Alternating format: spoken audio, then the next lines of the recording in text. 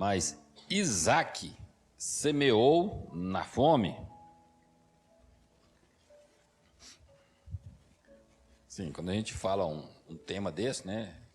Eu sei que às vezes os irmãos ficam pensando, o pastor vai falar que eu tenho que semear mais, tem que ofertar mais. Aí, Gibeão, fala que você não pensou isso. Isaque semeou na fome, certo? Trouxe sua Bíblia aí, abra aí, ou liga aí no celular, né? Em Gênesis 26, deixa aberto aí, né? Gênesis capítulo 26. Então, olha só. Só quem continua ofertando aí, presta atenção também em mim aqui, né? Isaque plantou quando ninguém mais estava fazendo isso, certo? Era grande a seca naquela região. Lá em Gênesis capítulo 26, versículo 1, acho que tem o próximo aqui, né? Não, mas antes do 26, 1, vamos para o 26, 12. Gênesis 26, 12. Semeou Isaque naquela terra, e no mesmo ano recolheu 100 por um, porque o Senhor o abençoava.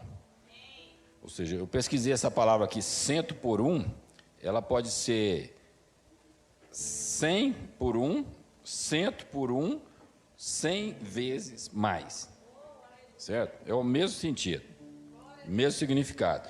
Então, Isaque semeou naquela terra, e no mesmo ano, ou seja, aqui está falando daquele ano, que no versículo 1 estava dizendo que havia fome sobre a terra. Então, no ano de fome, Isaque semeou na terra, e ele recolheu 100 vezes mais. Certo? Só que, olha bem esse texto aqui, ele fala aqui de algum milagre, por exemplo, quando transforma a água em sangue, entendeu? Fala assim, né? E transformou a água em sangue, aí mostra um negócio bem espetacular assim, né? Jesus transformou a água em vinho, né? Aí mostra ali que é um processo de transformação. Agora aqui não fala nada o que Deus fez para que Isaque colhesse 100 vezes mais, certo? Não fala que ele plantou e aquela planta nasceu milagrosamente. Não fala, só fala que ele recolheu 100 vezes mais. Mas quando nós meditamos ali no livro de Gênesis, né, principalmente nos capítulos 24 ali em diante, né? Aliás, pode começar do 12, começa a história de Abraão, né? Até o 26, a gente começa a entender algumas coisas, entender alguns processos. Então, o que Isaque fez naquele tempo de fome? Quando fala tempo de fome aqui, estava dizendo que era um tempo de seca, que não chovia, certo? O que ele fez? Ele semeou naquela terra, certo? E muitas vezes nós pensamos que esse texto está falando sobre dar mais ofertas a Deus. Mas que semeadura foi essa que Isaque fez? Ele semeou, foi no reino de Deus?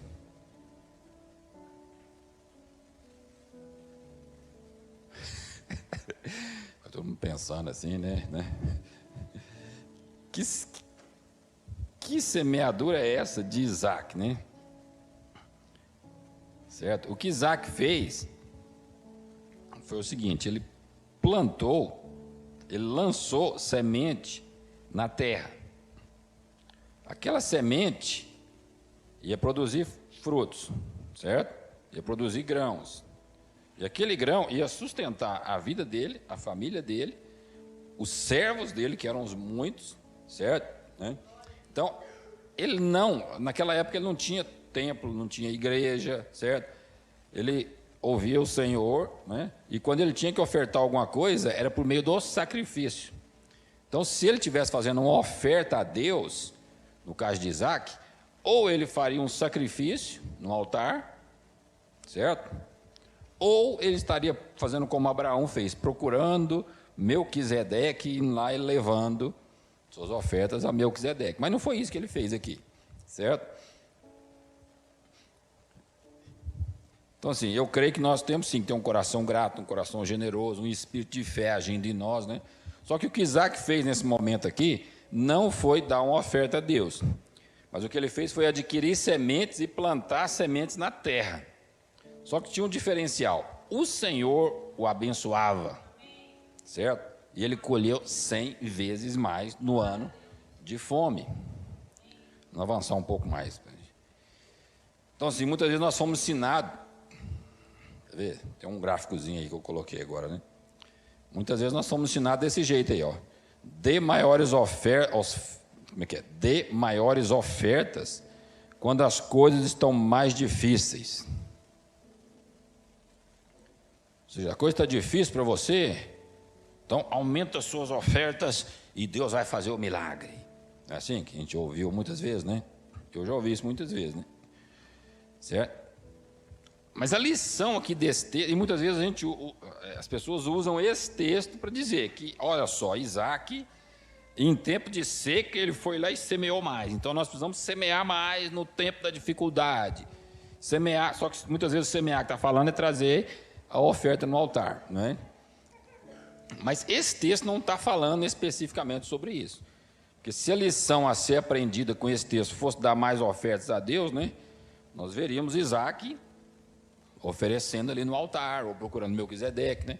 Nós acabamos de explicar agora, né? Mas o que Isaac fez, vamos mostrar aqui para frente, né? Tem um negócio que fica aparecendo aqui toda hora, meu computador me atrapalha. Então, olha só, nós queremos avançar hoje um pouco sobre sair da fórmula, certo? E entrar no relacionamento. Sair de uma fórmula e entrar no relacionamento. Sabe, eu quero que você preste muita atenção aqui, né? Porque você entender perfeitamente isso que nós vamos falar hoje, você pode mudar para sempre sua vida financeira. Certo? Não só a vida financeira, mas mudar para sempre a sua forma de desenvolver novos projetos, certo? De desenvolver o seu ministério. Então, beleza, nós mostramos aqui então que Isaac, que esse texto não está falando especificamente sobre ofertas a Deus. Eu acredito também em semear e colher, acredito que a gente semeia, a gente colhe 100 vezes mais, entendeu? Né? Mas esse texto ele não está ensinando sobre ofertas a Deus. Amém? A gente precisa estudar o texto dentro do seu contexto. Então vamos lá, para o versículo 1 do capítulo 26 de Gênesis. Sobrevindo fome à terra, além da primeira havida nos dias de Abraão, foi Isaac a Gerar, avistar-se com Abimeleque, rei dos filisteus. Então ele está mostrando o seguinte, ó, houve fome na terra, certo? Que terra? Canaã. Abraão saiu da sua terra e foi para um lugar que Deus iria mostrar. E Abraão foi para Canaã, certo? E aí em Canaã, diz que estava havendo terra, estava havendo seca, estava havendo fome nos tempos de Isaac. E fala aqui, ó, além da primeira havida nos dias de Abraão. Ou seja, houve uma primeira fome nos dias do pai de Isaac, que era Abraão. Certo? E aí foi Isaac para Gerar. Gerar era uma cidade que ficava lá no extremo de Canaã. Depois de Gerar, já era o deserto, e aí depois do deserto já era o Egito. Certo? Então, olha só, a fome estava ocorrendo em Canaã nos dias de Isaac, assim como ocorreu nos dias de Abraão. Isaac foi a Gerar, região do extremo de Canaã, perto do deserto, no caminho do Egito. Então, olha só, nos dias de Abraão, quando houve aquela fome que se refere a esse texto, né? Fala que além da primeira vida nos dias de Abraão. Nos tempos de Abraão também houve uma fome, certo? Então, nos dias de Abraão, o que Abraão fez quando veio a fome? Ele foi para o Egito. Amém? Né? Eu acho que não sei se tem aqui, daqui a pouco a gente vai ver, né? Então, provavelmente, Isaac estava fazendo a mesma coisa agora, seguindo a fórmula de seu pai. Só que acontece algo no meio do caminho que muda os planos de Isaac. Sabe o que aconteceu? Ele ouviu a voz de Deus. Certo? Então, olha só, vamos explicar melhor, né? Lá no tempo de Abraão, ocorreu uma fome, e para solucionar aquele problema, Abraão foi para o Egito. Certo? E ficou ali no Egito, porque no Egito havia comida. Depois ele voltou para Canaã. Certo? Agora ocorreu a mesma coisa com Isaac, e Isaac estava seguindo a fórmula do pai, tentando ir também para o Egito. Só que chegou ali, no final de Canaã, em Gerar, o Senhor apareceu para ele. Então vamos lá para o versículo 2. Apareceu-lhe o Senhor e disse: não desças ao Egito. Está vendo? Ele estava indo para o Egito. Aí Deus falou com ele: não vá para o Egito, mas fica na terra que eu te disser. Ou seja, fica aqui que eu vou te mostrar qual vai ser o lugar que você vai ficar. A gente percebe lá para frente que ele ficou ali nos vales de Gerar, certo? Versículo 3: habita nela, na terra, né? E serei contigo e te abençoarei, porque a ti e à tua descendência darei todas estas terras e confirmarei o juramento que fiz a Abraão teu pai. Multiplicarei, 4, né? Multiplicarei a tua descendência como as estrelas do céu, e lhe darei todas estas terras. Na tua descendência serão abençoadas todas as nações da terra. Versículo 5, porque Abraão obedeceu a minha voz e guardou os meus mandamentos. Então, ou seja, Deus estava refazendo as promessas a Isaac e dizendo assim, ó, porque o teu pai Abraão obedeceu a minha palavra e guardou os meus mandados, os meus preceitos, os meus estatutos e as minhas leis. Amém? Então a fome estava assolando Canaã e Isaac estava seguindo a fórmula que ele achava que seu pai havia seguido. Só que Deus o para ali em Gerar e fala com ele. Fala, não vai para o Egito não. Fica aqui que eu vou te mostrar onde é que você vai ficar, certo? Diz para ele ficar ali mesmo, ou seja, o Senhor estava dizendo a Isaac que o abençoaria naquele lugar, mesmo no tempo de fome e seca. Olha só que negócio interessante, ó. Muitas vezes surge alguma dificuldade nas nossas vidas, né? E a gente quer seguir uma fórmula. Não, eu vou para outro lugar, né? E às vezes nós vamos atrás de uma solução natural. Uma solução, vamos dizer assim, construída por nós mesmos. Muitas vezes essa solução até pode funcionar, né? Mas na maioria das vezes, mesmo funcionando, ela não é a vontade ou a perfeita vontade de Deus, certo? Mas Isaac ouviu a voz de Deus. E quando ele ouviu a voz de Deus, né, ele saiu daquela fórmula que ele pensava que era o certo e ele entrou no relacionamento com Deus. Certo? Ele deixou de seguir o que ele pensava que era o certo, que era o lógico. Porque você pensa, Isaac não era só um casalzinho igual o Gibeon e a Amanda. Isaac tinha dezenas, talvez centenas de servos, tinha muito gado, tinha toda a sua família ali, né? E aí a responsabilidade dele era grande. Entendeu? A responsabilidade dele era muito grande, né? E aí ele ouviu a voz e falou, fica aqui, no meio da fome. Deve ter olhado para os funcionários dele assim, né? Eu vou obedecer a voz do Senhor, o Senhor me falou. Entendeu? Isso é relacionamento. Certo? Sim, não vamos desenvolver muito isso, mas quando a gente volta lá para trás, Isaac acompanhou o seu pai, ele ouviu as histórias do seu pai, né? Ele sabia da promessa que Deus tinha feito para o pai dele.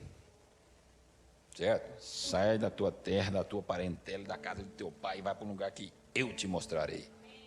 E Abraão, como o pai da fé, ele seguiu a voz. Ele saiu para um lugar sem saber onde ele ia. Mas ele estava seguindo a ordem do Senhor. Abraão dependia totalmente do relacionamento com o Senhor. Certo? E Abraão prosperou muito. Certo? Então aqui Isaac sai da fórmula e entra no relacionamento. Deus estava fazendo uma coisa diferente com Isaac do que havia feito com Abraão, certo? O que Deus vai fazer com você é uma coisa diferente. Às vezes você quer seguir as fórmulas, quer seguir os conselhos do mundo, mas o que Deus tem para você, você vai extrair através do relacionamento com Ele. Amém? versículo 5. Isaac, pois, ficou em Gerar. Está vendo? Você precisa ouvir a voz no relacionamento. E você precisa obedecer a voz. Isaac ouviu a voz do Senhor e obedeceu. Mas olha só, o que aconteceu em Gerar para que Isaac recolhesse 100 vezes mais? Para que ele colhesse uma lavoura 100 vezes mais do que era o normal de se colher. Imagina comigo, será que choveu só ali, naquele lugar? O que você acha?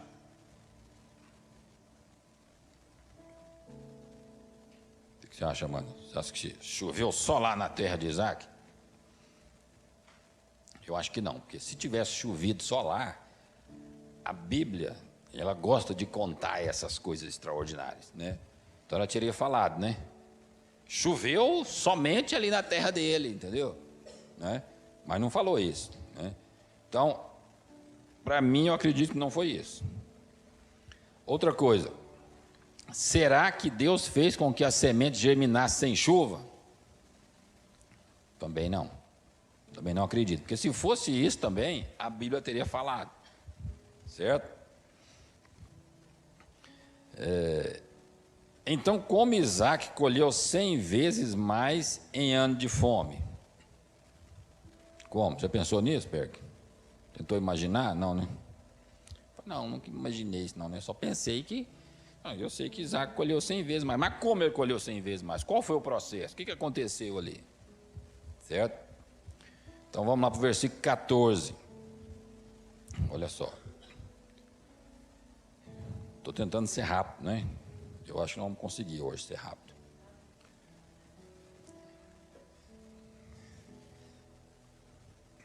Aleluia, né? Você não falou aleluia não, Nina?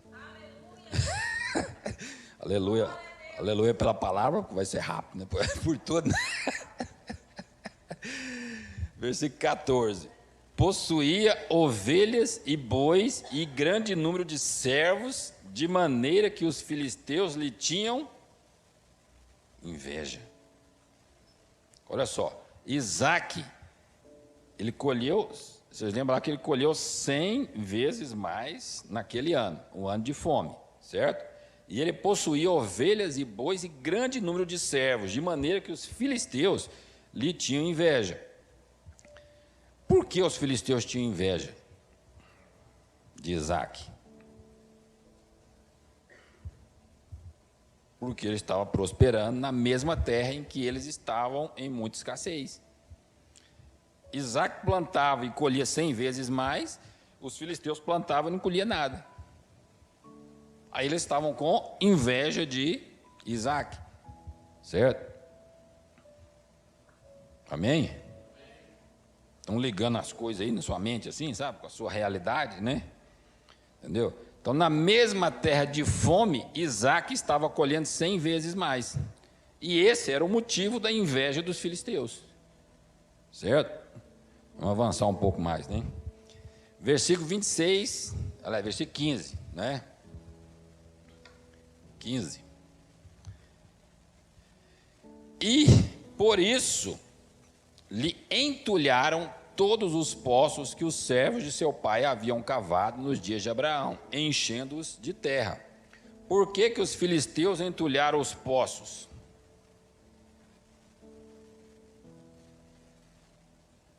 Por causa da inveja que eles tinham de Isaac. Porque Isaac colhia, a inveja que eles tinham de Isaac, que Isaac colhia na terra que eles não conseguiam produzir nada. Certo? Mas por que entulhar os poços? Sabe, a gente quando está meditando na palavra, a gente precisa fazer um monte de perguntas, né? Por que os filisteus foram lá e entulharam os poços? O que é entulhar os poços, né? Se havia fome na terra, ou seja, a gente sabe que a fome ocasionada naquela região ali é por causa da seca. Uma região muito árida, muito deserto, né? Então, eles perfuravam poços, ou seja, como você perfurar hoje um poço artesiano, uma cisterna. Só que eles não tinham todos os equipamentos que tem hoje em dia, né? Então era muito difícil eles perfurar um lugar muito fundo, né? E encontrar água. muitas vezes eles perfuravam e não encontravam água, certo? Mas Abraão tinha perfurado uns poços e tinha encontrado água. Mas agora veio os filisteus e encheram aqueles poços de terra. Para quê? Para que Isaque e os seus servos não pudessem pegar aquela água daqueles poços. E eles fizeram isso por causa da inveja que eles tinham de Isaque, certo? Mas por que entulhar os poços? Será que era só por causa da inveja? Né? Era por causa da inveja, mas eles, com certeza, eles sabiam que aqueles poços tinham algo a ver com a prosperidade de Isaque. Pensou nisso já, Márcio? Né? Vocês tinham inveja da prosperidade dele? O que eles iam fazer? Eu vou no ponto. Eu vou atacar ali onde ele busca a sua prosperidade. Então, ou seja, a prosperidade dele está vindo desses poços.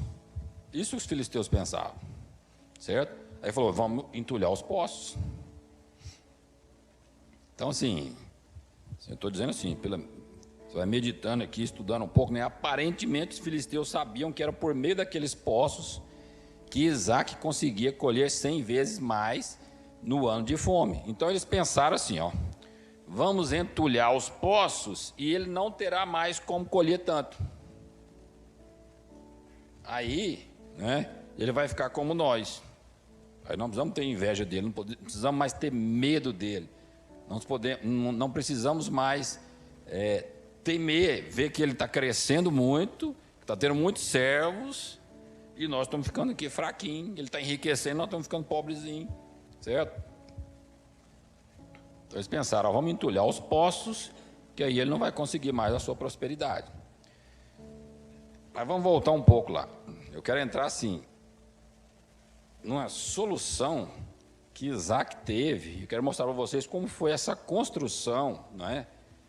Onde Deus está ligado nessa construção toda na vida de Isaque, para que ele recolhesse 100 vezes mais. Então, quando a gente volta lá para Gênesis 12, versículo 10, ele fala assim, ó, havia fome naquela terra. Ele está falando aqui do tempo de Abraão, né? Desceu, pois, Abrão ao Egito para aí ficar, porquanto era grande a fome na terra. Certo? Então vamos voltar um pouco no tempo aqui, no tempo de Abraão, né? Então Abraão foi ao Egito por causa de quê? Fome aonde? Em Canaã, certo? Na mesma terra que Isaque habitava agora, também houve uma fome lá atrás, no tempo de Abraão. E no Egito, tá vendo? A gente entendeu algumas coisas, né? No Egito, Abraão, ele viu ali o sistema de produção dos egípcios, certo? O que tem basicamente no Egito, que é a prosperidade do Egito? Quem sabe? O Nilo, o rio Nilo. Porque o rio Nilo, ele nasce nas montanhas da África, certo? Uma região onde não tem deserto, onde chove bastante ali, e as águas vão até atravessar o Egito e deságua ali no mar Mediterrâneo. Eu não sei se é o rio mais volumoso do mundo, eu acho que é o rio mais longo do mundo, não é isso? É o rio Nilo, né? E quando Abraão chegou lá, o Egito era a nação mais próspera, mais desenvolvida tecnologicamente daquela época, né? E Abraão viu ali, o que a gente vê em todas a história, nos comentários bíblicos, né? Está escrito lá que é o seguinte, que no Egito, eles tinham um sistema de irrigação ali, muito moderno para a época. O rio vinha, certo? E na cheia do rio, ele praticamente criava uma inundação ali em grandes áreas. E naquelas áreas os egípcios plantavam, certo? Plantavam. E aí mesmo quando não chovia, o solo estava muito úmido e eles colhiam, mesmo sem chuva. Amém? Né? Então por que Deus permitiu que Abraão fosse para o Egito? O Egito sempre fala de quê? O Egito é o mundo, né? Soluções naturais, não é assim? Quando você vê Egito na Bíblia, está falando o seguinte: você vai voltar para o Egito, né? Você vai voltar lá para comer cebola, por isso que eu não gosto de cebola, né? Voltar para o Egito, né? Voltar lá para a escravidão, né? Então o Egito é sempre sinônimo disso, né? Mas aqui Deus permitiu que Abraão fosse ao Egito, né? Por quê? Eu acredito que é para Abraão ver todo esse sistema, certo? Então ele viu ali o grande rio Nilo e percebeu que nas cheias do rio grandes áreas eram alagadas e os egípcios plantavam nessas áreas e colhiam muito, mesmo quando não chovia. E com certeza ele contou isso a Isaac em algum momento. Olha só, vamos ver alguns detalhes, né? No versículo 32. Assim, eu estou lendo espaçadamente para a gente não precisar ler o capítulo todinho, né? Versículo 32. Nesse mesmo dia vieram os servos de Isaac e, dando-lhe notícia do poço que tinham cavado, lhe disseram: achamos águas. Que os servos de Isaac, né? No mesmo dia, ou seja, aqui parece que é o dia lá que ele fez um acordo ali com Abimeleque. Depois que ele continuou prosperando, Abimeleque veio lá e falou assim: ó, vamos fazer um acordo aqui, né? Que nem eu vou te atacar e nem você vai nos atacar. Nós vamos viver em paz. Aí eles fizeram aquele acordo ali. Isaac ofereceu ali um banquete a Abimeleque, que era o rei dos filisteus, né? E aí, quando terminou isso aqui, os servos de Isaac chegaram, dando-lhe uma notícia, certo? Do poço que tinham cavado. E lhe disseram: achamos água. Você vê que expressa assim uma alegria, né? Só que olha só um negócio interessante nesse capítulo 26. No versículo 15, ele fala de cavar poços. No versículo 18, fala de cavar poços. No versículo 19, fala cavar poços. 21, cavar poços. 22, cavar poços. 25, cavar poços. E aqui no 32, cavar poços. Ou seja, Isaac parece que era meio, vamos dizer assim, não vou dizer um cara meio perturbado, mas era um cara assim meio focado nos poços, em cavar poços. Vocês perceberam isso? 1, 2, 3, 4, 5, 6, 7 vezes em um capítulo só está dizendo que eles estavam correndo atrás de cavar poços e cavar poços, né? Ou seja, ele era assim meio, sabe, focado naquilo, né? Parece que era uma, como é que é uma palavra que a gente usa assim?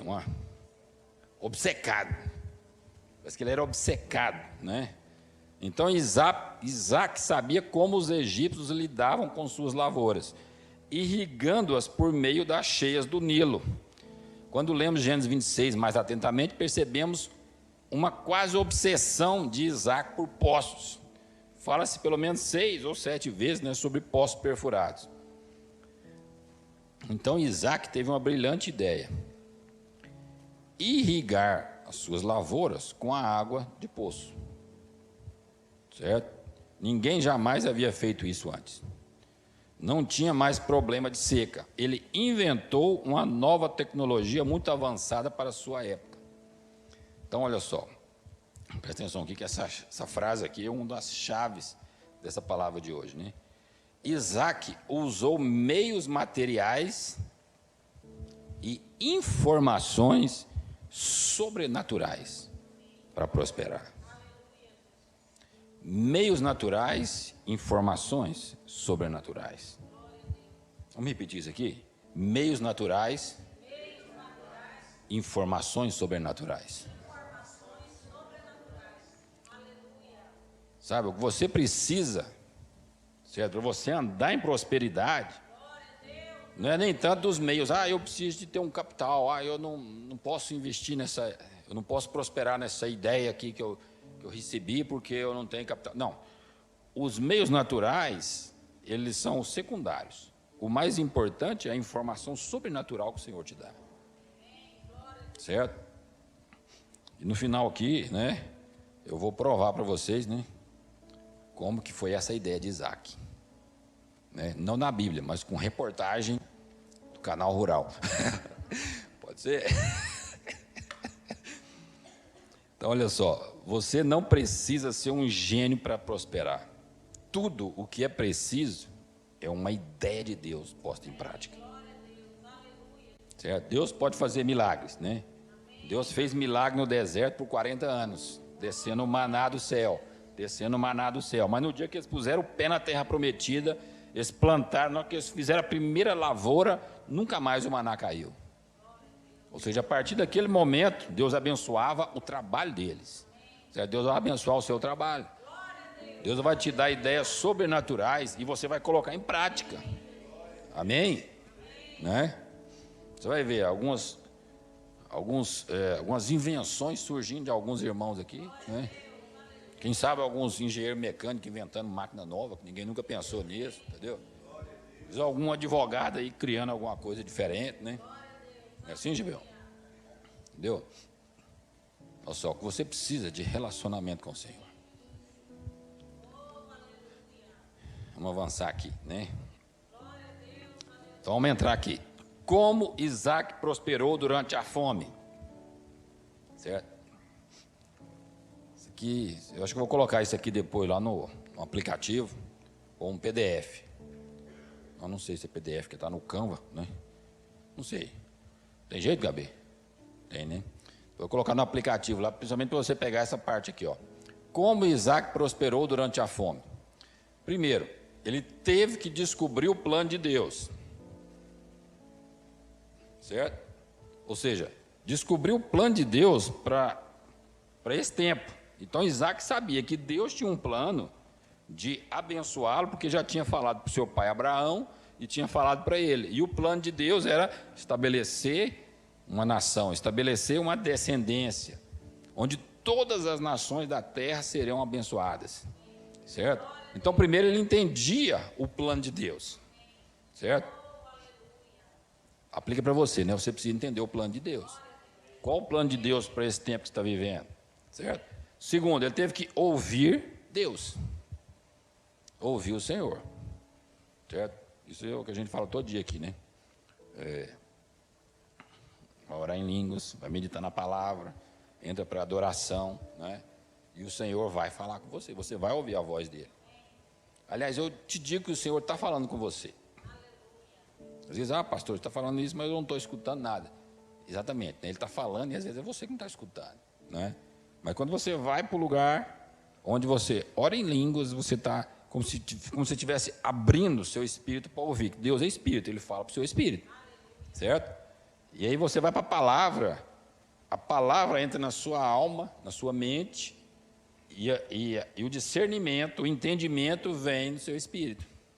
Então o Espírito Santo, ele pega essa palavra que você leu e meditou, e ele traz ela como entendimento. E pum, joga ela na sua alma. Certo? E você entende. E aí você tem ideias sobrenaturais. Certo? O que mais que Isaac teve que fazer? Ele teve que obedecer à voz de Deus. Aqui que muita gente fica para trás, né? Porque muitas pessoas têm revelação, né? Muitas pessoas ouvem a voz de Deus, mas muitas vezes não quer obedecer. Entendeu? Quarto, teve que romper com a tradição do seu pai, ou seja, sair da fórmula, né? 5, teve que adaptar a sabedoria das gerações anteriores às circunstâncias em que ele vivia. Ou seja, a sabedoria ali dos egípcios, de plantar ali, baseado naquela irrigação que tinha do rio Nilo, né? E agora ele teve que adaptar para plantar e regar aquela plantação com água do poço.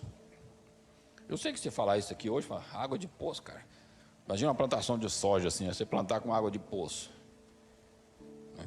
Para num regadorzinho, né? Você imagina assim, né? Mas você vai ver daqui a pouco um sistema israelense ali bem diferente, né?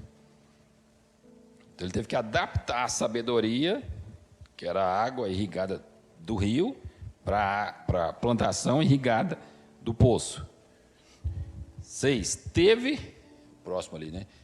Teve que ser ousado o suficiente para fazer algo que nunca havia sido feito antes. Quando o Senhor te dá uma informação sobrenatural, você precisa ser ousado, né? Se Ele te mostra alguma coisa assim, você fala, que oportunidade isso aqui, né? Por exemplo, na Bíblia também tem alguns livros para trás aí, em Jeremias, né? Acho que não sei se é Jeremias ou Ezequiel, né? Que o Senhor fala para ele assim, vai lá naquela terra compra aquele terreno, certo? Faz ali a escritura e pega aquela escritura e guarda dentro de um pote. Quando você vê ali a situação, era uma situação de guerra, uma situação assim, onde o terreno ali não valia nada, né? Ele foi lá e comprou e fez isso, certo? E espera. Aí depois, quando acabou a guerra, certo? Quando veio o tempo de paz, aí tira aquela escritura e aquele terreno vale uma fortuna, certo? Você já ouviu falar de pessoas que prosperaram? Sim, faz muitos anos, né? Em 1929 teve a Grande Depressão, né? Então as ações das empresas foram tudo, né? Mas alguns, na hora que estava todo mundo vendendo, ele foi lá e comprou. Esperou alguns anos, talvez uma década, 2 décadas, né? E todos eles se tornaram muito ricos. Amém? Estou dando alguns exemplos, não estou dizendo que é uma fórmula, né? Não estou dizendo que você tem que, eu tenho que esperar o trem cair e comprar. Não é a fórmula, estou dando exemplos assim, né? Porque o que você precisa é de receber informação sobrenatural por meio do relacionamento. Esquece um pouco a fórmula e busca o relacionamento. E seja ousado. Isaac teve que superar a resistência. Certo? Ele teve que superar a resistência. O 8 aqui, teve que perseverar a não se deixar desencorajar pelas resistências. Ou seja, cada poço que eles entulhavam, né?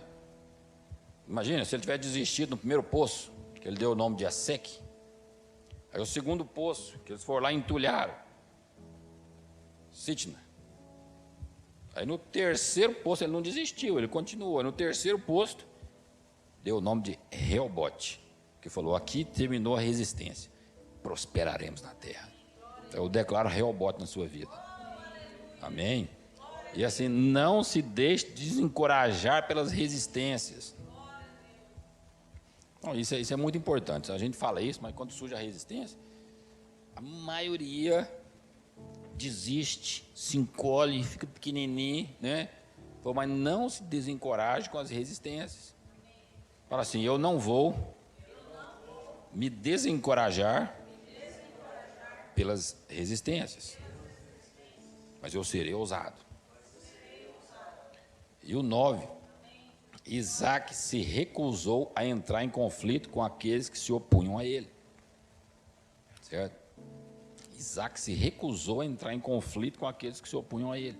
Falou, eu não tenho tempo para entrar em conflito.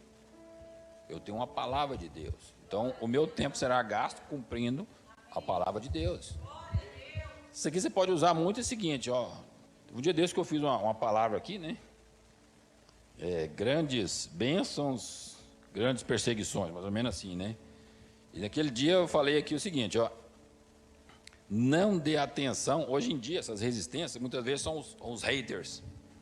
Eu vou falar dos haters, os odiosos, né? Aqueles que vêm só para criticar o que você está fazendo, né? Não dê atenção para eles. Olha para mim aqui.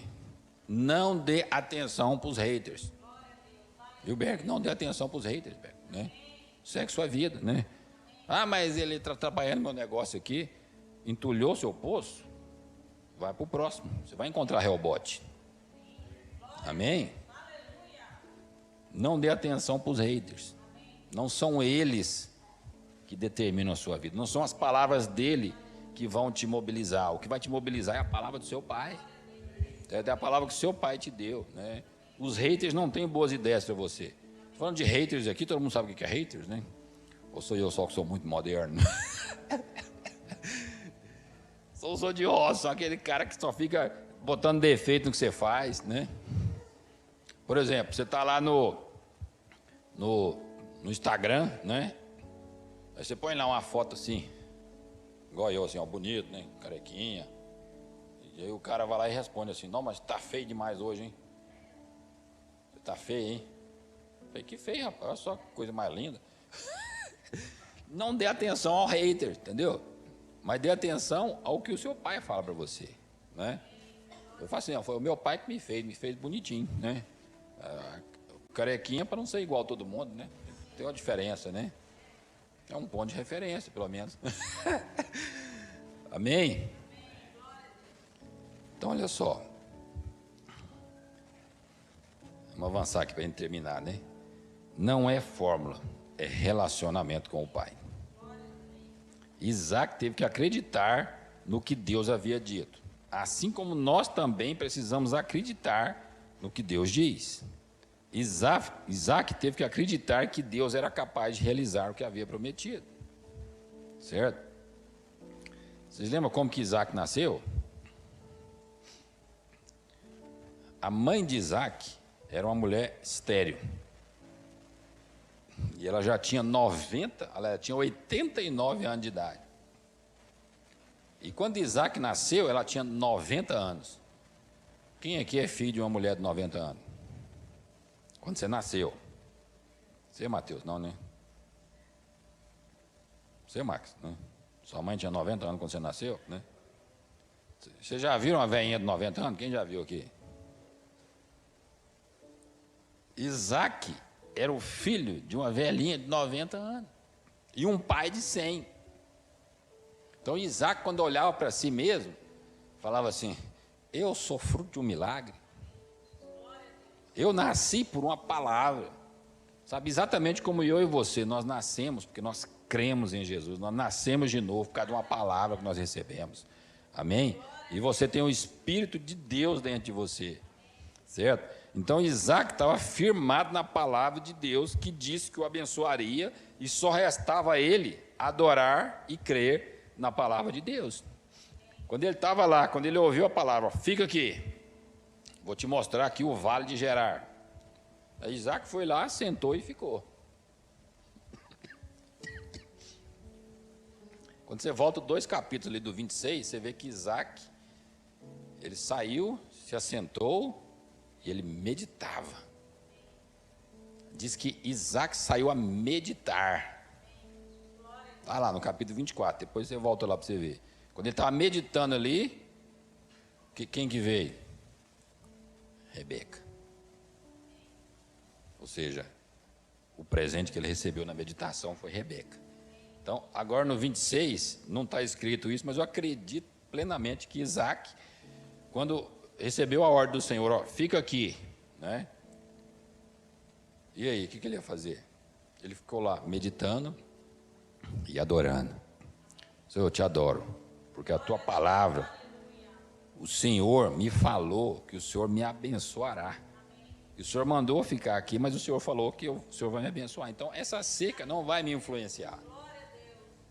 Ele adorou. Ele adorou. Sabe, no momento da dificuldade, adora. No momento da dificuldade, adora o Senhor. Porque quando você adora, você é como se... Os irmãos gostam muito de futebol, né? Quando você pegasse a bola e jogasse para Deus, assim, ó. Toma aí, Senhor, ó. Confie no Senhor, né? Aí, no meio da adoração, o Senhor pega a bola, pá, devolve para você. Com informação sobrenatural para você. Olha só, tudo que você precisa está aí. Tudo que você precisa está aí. Pega a bola aí e vai. E faz, e arrebenta. Amém? Entendeu essa palavra?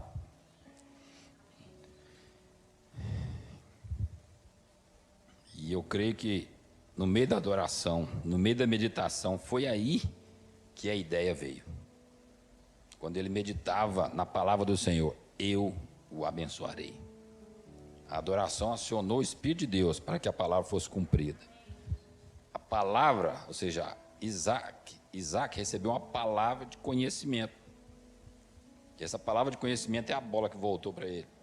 Certo? Quando a instrução vem, cabe a você agir nela. Eu creio que Deus trará a palavra de conhecimento para a sua vida. E você também vai colher, você também vai recolher 100 vezes mais. Sabe, não é fórmula, é relacionamento com o seu Pai. Amém? Glória a Deus. Não passei agora, mas antes da ceia eu só quero mostrar para você 2 telinhas, uma telinha só, 2 telinhas rapidinho, né? Canal Rural, Dia da Água, de 22 de março. no deserto, Israel virou exemplo de agricultura sustentável. Certo? Presta atenção. Próxima tela aqui, ó. Uma famosa invenção israelense. Israelense, quem é o patriarca de Israel? Abraão, Isaac. Olha só, Isaac, né? Olha só um segredo que eles vêm passando ali de geração em geração. Uma famosa invenção israelense, a irrigação por gotejamento. Ou seja, eles não jogam água por toda a terra, eles jogam gotinhas na semente, na planta, na medida certa, entendeu?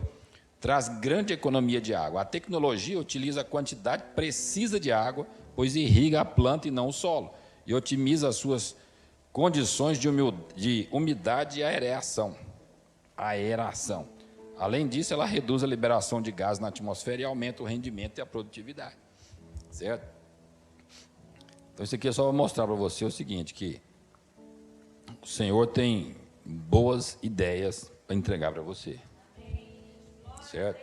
Não estou dizendo que você vai ser um plantador aí que vai sair jogando na água, na semente, né? Mas na área que você atua, ou naquelas ideias que você tenha, que o Senhor vai trazer 100 vezes mais para você. Certo? E não é porque você deu uma oferta muito grande. Você entrega a oferta muito grande por causa da generosidade e por causa da medida da fé que o Senhor colocou em você. Cada um oferta e contribui segundo a sua prosperidade. Amém?